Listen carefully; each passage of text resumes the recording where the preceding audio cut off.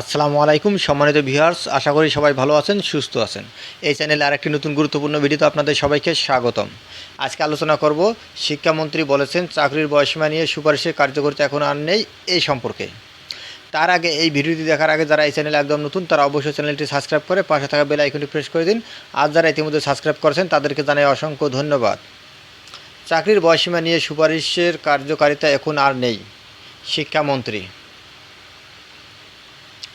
শিক্ষামন্ত্রী মহিবুল হাসান চৌধুরী নওফেল জানিয়েছেন, সরকারি চাকরিতে প্রবেশের বয়সসীমা বাড়ানো নিয়ে তিনি যে সুপারিশ করেছিলেন তার কার্যকারিতা এখন আর নেই। রোববার 12 মে সচিবালয়ের সভাকক্ষে এসএসসি ও সমমান পরীক্ষার ফলাফল ঘোষণার পর আয়োজিত সংবাদ সম্মেলনে সাংবাদিকদের প্রশ্নের জবাবে এই কথা জানান তিনি। মন্ত্রী বলেন, আমার সুপারিশপত্রের কার্যকারিতা এখন আর নেই। এটিকে নিয়ে জল ঘোলা করে নানা জায়গায় দাঁড়িয়ে আন্দোলনের নামে অস্থিরতা সৃষ্টি করা কখনোই কাম্য নয়। আমি আলোচনা করে জানতে পেরেছি মাত্র 1% শিক্ষার্থী 30 বছর বয়সে চাকরি পাচ্ছেন। যেখানে 1% মাত্র, সেখানে 35 করলে আর কতই বা বাড়বে সেটা পরিষ্কার বোঝা যাচ্ছে। সরকারি চাকরিতে প্রবেশের বয়সে 35 করার দাবিতে একমত হওয়া নিয়ে জানতে চাইলে মন্ত্রী বলেন, কিছু চাকরি প্রার্থী বিষয়টি নিয়ে অনুরোধ করেছিলেন। কিছু বিষয় নিয়ে তাদের সঙ্গে আলোচনাকালে মনে হয়েছিল এই বিষয়ে একটা সুপারিশ করা যেতে পারে, কিন্তু দেখা গেছে সেই সুপারিশপত্র পুঁজি করে অনেকেই জল ঘোলা করার চেষ্টা করছেন।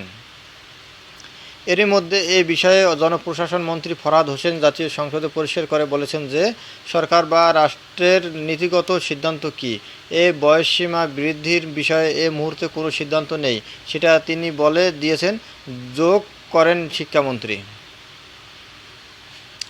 উল্লেখ্য, সরকারি চাকরিতে আবেদনের বয়সসীমা 30 থেকে 35 করার বিষয়ে একটি চিঠি জনপ্রশাসন মন্ত্রণালয়ে পাঠিয়েছেন শিক্ষামন্ত্রী ব্যারিস্টার মহিবুল হাসান চৌধুরী নওফেল। গত 29 এপ্রিল সময় সংবাদকে তিনি চিঠির বিষয়ে নিশ্চিত করেছেন শিক্ষা মন্ত্রণালয়ের জনসংযোগ কর্মকর্তা আবুল খায়ের। সম্প্রতি পাঠানো শিক্ষামন্ত্রী ওই চিঠিতে বলা হয়েছে, সরকারি, বেসরকারি, আধা সরকারি, রাষ্ট্র স্বায়ত্ত প্রতিষ্ঠান ও স্বায়ত্তশাসিত সহ বাংলাদেশের বিদ্যমান সব ধরনের চাকরিতে প্রবেশের বয়সসীমা 30 বছরকে মানদণ্ড হিসেবে অনুসরণ করা হয়। এই অবস্থায় চাকরিতে আবেদনের বয়সসীমা আন্তর্জাতিক মানদণ্ড অনুযায়ী 35 বছর করার দাবির বিষয়টি নিয়ে শিক্ষার্থীদের দীর্ঘদিন ধরে রাজপথে আন্দোলন চালিয়ে আসছে।